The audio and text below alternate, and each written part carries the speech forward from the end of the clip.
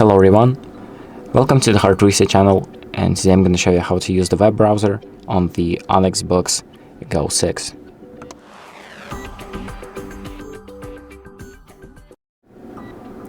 So to open the web browser, what you're going to do is go to the Apps tab.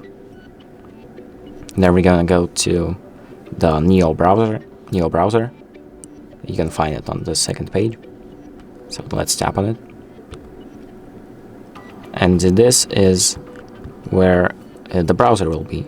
So you can use it like any normal browser. You can look up things, you can enter URLs. So let's test it out. I'm just going to type in test and press enter.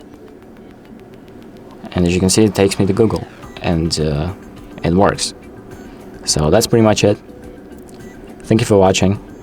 I hope this video helps you, and make sure to like and subscribe.